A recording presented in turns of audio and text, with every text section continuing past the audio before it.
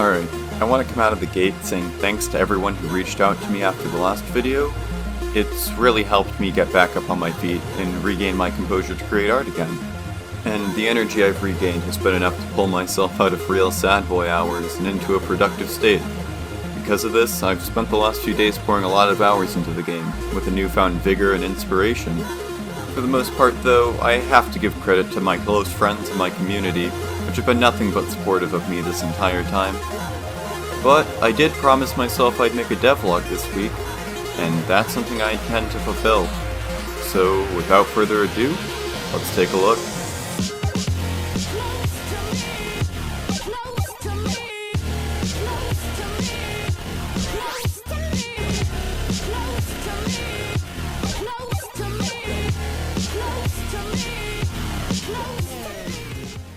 Alright, I just slammed a 12-pack of Mountain Dew Halloween edition, so it's time to variable pass, array cast, and code fast.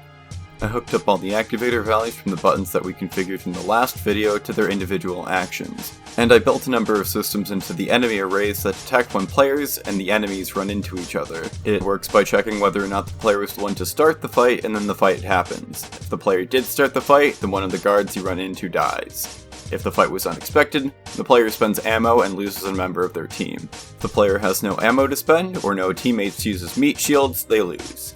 Each guard patrol consists of 2 guards, so effectively you have to fight each one twice in order for them to actually die. Speaking of running out of ammunition, you can think of the friendly and enemy cadavers strewn about as slightly squishy ammo pickups. When a teammate or a guard body is on the ground, you can use the scavenge ability to pick up ammo from it, and you gain 1 unit of ammo from doing this. This action does have its caveats, however, as there's a few things you still have to consider. Firstly, doing anything except standing still will alert nearby guardsmen. Secondly, if a guard walks in on you looting his workplace crush, he's gonna shoot you before you get that ammo, so you'll have to make sure you're in the clear before mindlessly looting your casualties. Thirdly, when scavenging, you don't move at all. And not moving is generally pretty bad for you.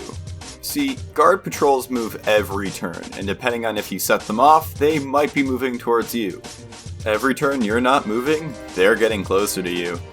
In other terms of actions that make you a sitting duck for a turn, a very necessary evil is the recon move. It gives you a readout of all the guard patrols, where they are, and where they're going to. This one is one that's very much on the cutting room floor, as the way that the information is conveyed is very cluttered. I'm definitely going to give the player a means of tracking where the guards are, however it's a matter of how that info is given. I just realized I haven't even gotten to the objective yet, so let's cover that. The idea is to reach the very center of the map and crack into the office that's there.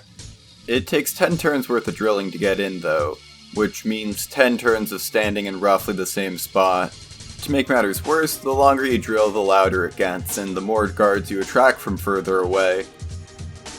So that's the goal. How do you achieve it? Well, that's for you to figure out. Beta testing time, boys! That's right, go into the description, download the game off my shady Google Drive link, and you can become the world's greatest strike team strategist. After you download the file, extract it, and then run the executable. If you want to leave feedback, simply drop it in my comments section or my Discord. I hope you all enjoy, and I'll see you next time. Chronos Tech, clocking out.